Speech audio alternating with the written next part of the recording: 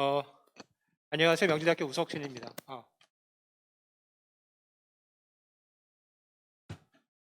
제가 원래 선배님도 모시고 서가지고 해야 되는데 제가 지금 몸 상태가 좋지가 않아가지고 자리에 앉아가지고 모자 쓰고 하는 점 이해해 주셨으면 감사하겠습니다. 예.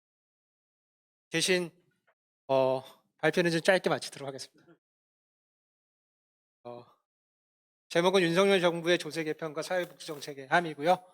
어, 앞에 발표해 주신 분들은 과 좀 다르게 지금 현안과 관련된 문제이고요. 당장 이제 예산국회에서 우리가 윤석열 정부의 이 예산과 세제 개편을 어떻게 봐야 될지에 대해서 좀 논의를 좀 해보겠습니다. 그래서 며칠 전에 이제 그 대통령 이제 시정 연설도 했고요. 어저께 비상경제 이제 민생회의에서 여러 가지 토픽으로 말씀해 주셨는데 크게 보면은 두 가지입니다. 건전 재정을 하겠다는 것하고 그다음에 약자 취약계층을 중점적으로 도와주겠다라고 하는 그 두 가지 테마로 말씀해 주셨는데 이게 감세 정책과는 같이 갈 수 없는 것이 사실이다라고 하는 그런 얘기를 한번 해보도록 하겠습니다. 우리가 일단 조세 부담률 추이를 봐야 되는데요. 지난 이제 문재인 정부를 거쳐가면서 사실은 문재인 정부가 우리가 진보 정부라고 우리가 알고 있었지만은 사실 증세를 거의 하지 않았어요. 그래서 뭐 핀셋 증세를 한다 이 정도만 했지 뭐 크게 조세 부담은 늘리지는 않았습니다. 대신 우리는 뭘 했냐? 문재인 정부는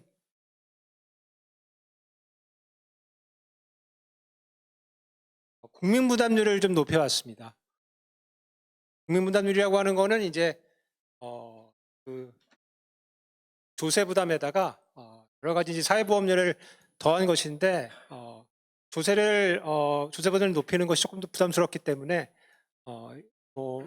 두 가지 차원을 볼 수가 있는데 그 사회보험 사각지대를 조금 넓힌 측면이 있고요. 그 다음에 건보료를 좀 확대한 측면이 있는데 이것이 좀 빠르게 증가를 좀 해왔어요. 그래서 전체적으로 보면은 세금을 늘리는 보다도 사회보험료를 확대시키면서 사회복지를 좀 확충해 왔다 이렇게 보시면 될 것 같고요.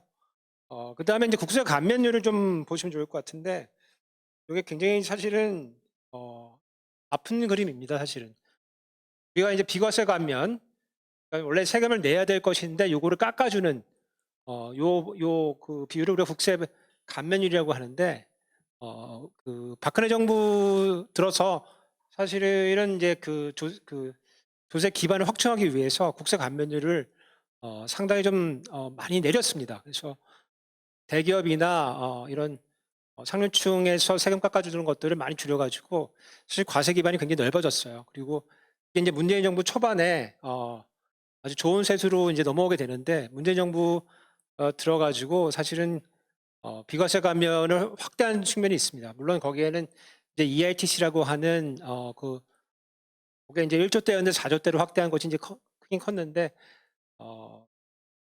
하여간 과세 기반이 상당히 취약해졌다 이렇게 보시면 되고 뭐 이번 정부 들어서도 지금 이번 세제 개편안에도 이제 그런 내용들이 많이 들어가 있습니다. 우리나라 이제 세제 구조를 좀 보면 좋은데요. 제가 이제 고등학교, 대학교 다닐 때에는 우리나라 세제 구조가 직접세 비중이 낮고 간접세 비중이 높다 이런 식으로 많이 배웠었는데 최근 저희 추이를 보면은 이제 뭐 개인소득세, 법인소득세 해가지고 소득세 부분이 직접세 부분이 좀 많이 늘어나 있습니다. 반면에 이제 배터리가 저는 부족.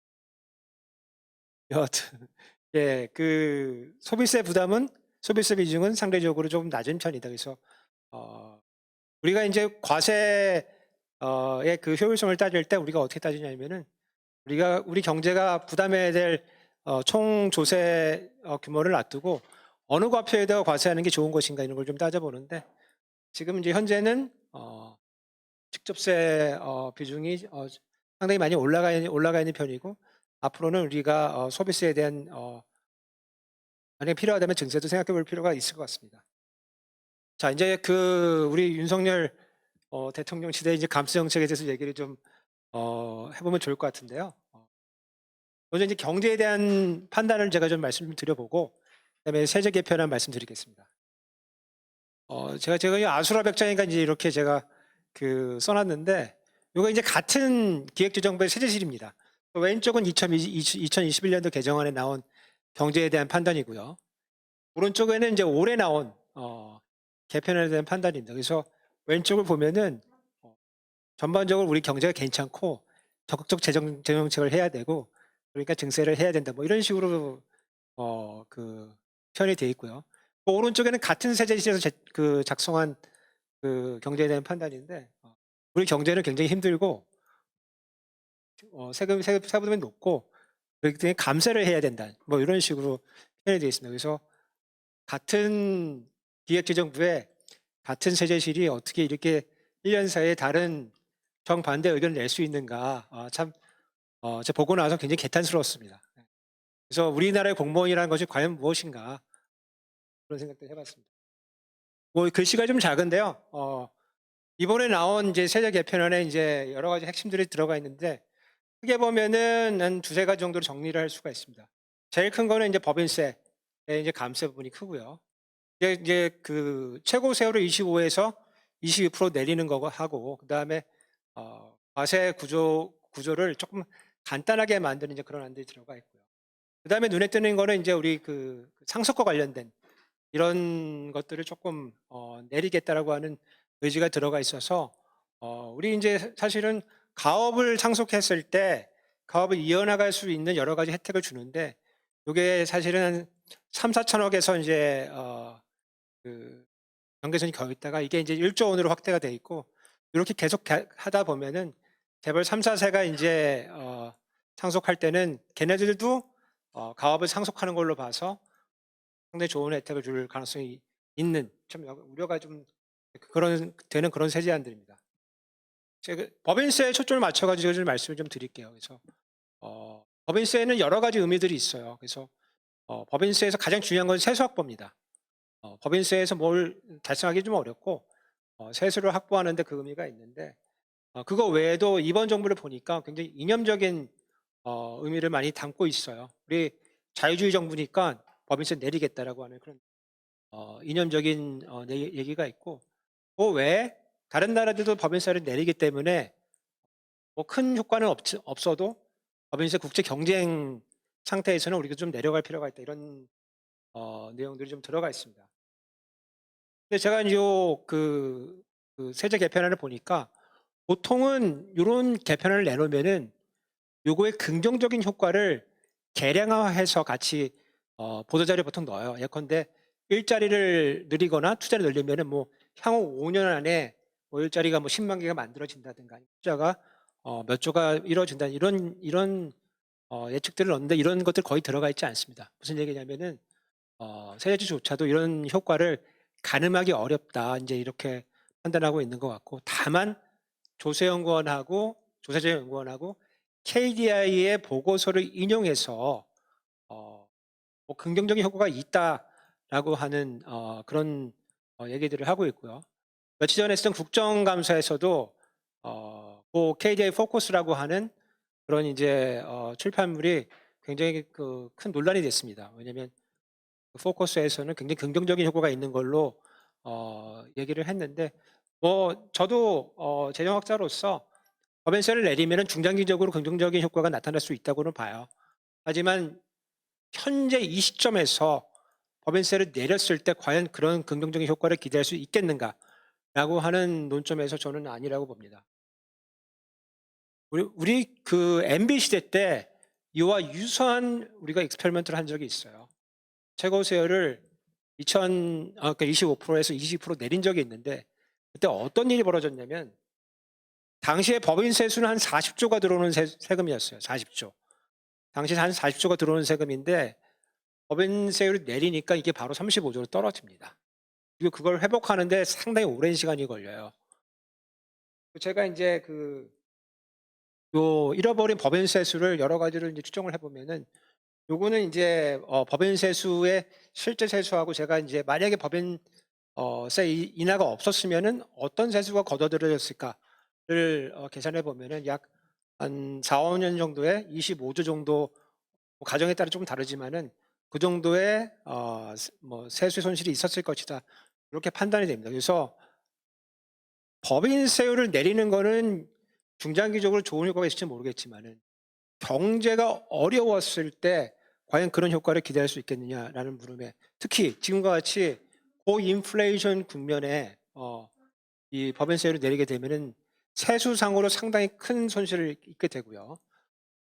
투자가 이루어질 수도 없고 고용이 이루어질 일도 별로 없다. 그래서 이럴 거는 확신하고 얻을 것은 상당히 불확실한 그런 이제 감세가 된다.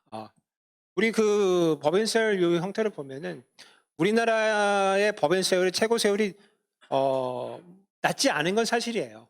낮지 않은 것은 명목세율이 그렇게 낮은 편은 아니라는 건 사실입니다. 다만 그거를 만회하기 위해서 여러 가지 도트법상에 세금을 깎아주는 여러 가지 조항들이 존재를 해요.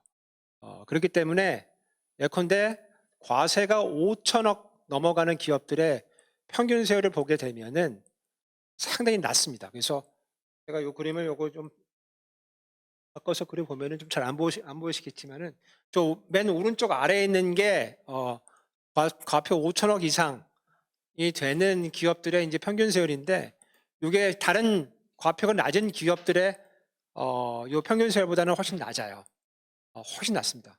요거는 여러 가지 우리가 도트법상 여러 가지 세제 혜택을 주기 때문에 상당히 낮은 평균 세율을 유지하고 있고, 그 법인세율을 문재인 정부 들어서 22에서 25로 다시 올렸을 때 그때 이제 그 평균 유효세율이 좀 회복되는 걸 볼 수가 있는데, 이거 다시 내리게 되면은 아마도 다시 평균세율이 상당히 낮아질 거다. 만약에 그 명목세율을 25에서 25로 내리려고 하면은 그러한 여러 가지 저축법상 혜택들은 없애야 된다. 그건 맞다. 이제 그런 생각이 들고, 다만 이제 이번 정부의 세제 개편안에는 그런 조특법상 혜택을 확대하는 안들이 들어가 있다. 큰 그림이고요. 그래서 그 MB 정부 때 법인세를 내려가지고 어떤 일이 생겼냐면은, 그 MB 정부 이후 정부 박근혜 정부에서 봤을 때 투자도 늘지 않았고 고용도 늘지 않았고 법인들이 법인 소득을 사내 유보를 상당히 현금성 자산으로 하고 있다라고 하는 그런 판단들이 나왔고요. 그렇기 때문에 2014년도에 최경환 총리 시절에 이른바 이제 기업소득 환류를 위한 3법이 이제 시행이 됩니다. 그래서 기업소득 환류세제, 고용소득 증대세제, 배당소득 증대세제. 그래서 기업들이 여러 가지 형태로 배당 늘리거나 투자 늘리거나 아니면 고용을 늘리게 되면은 그 세금을 경감해주는 이제 이런 과세를 들여왔는데, 물론 이제 이런 세제의 효과는 그렇게 별로 좋지는 않았어요. 원하는 대로 되지 않고 기업들이 배당만 늘리고 이제 거의 이렇게 끝나게 되는데, 여하튼 MB 시대의 법인세 감세 효과는 뭐 거의 없었다. 이것은 뭐 나갔네요.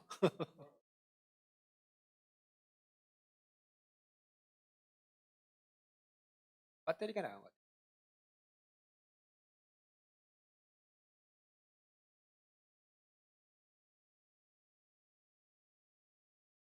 예. 그 다음은 제 논문인데 제 논문 보여드리려고요.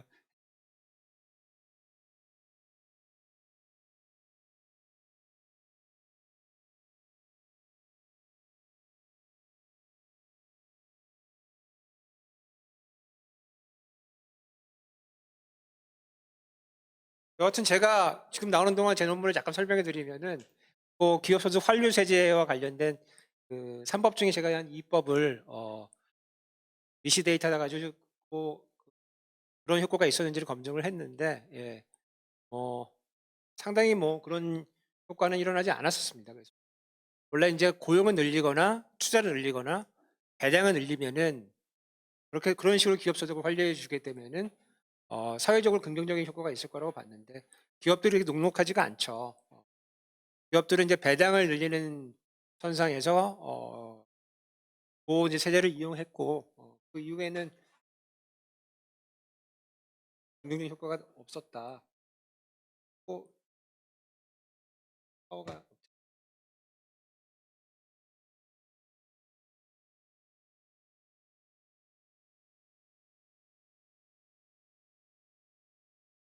그럴 것 같아요.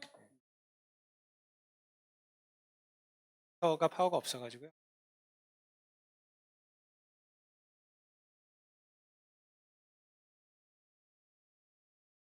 그래서 이거 커질 때까지 제가 조금 더 말씀드리면은 이번에 이제 기획재정부 세제실이 윤석열 정부의 세제 개편안을 발표할 때 저는 국민들을 속였다고 봅니다.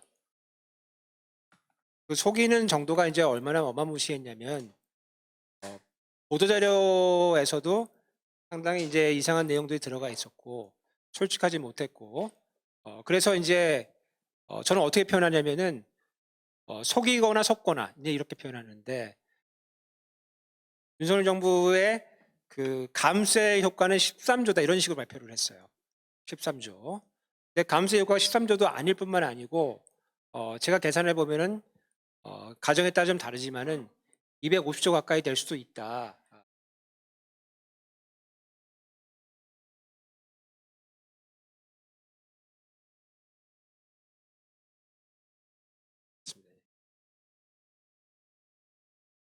그렇죠.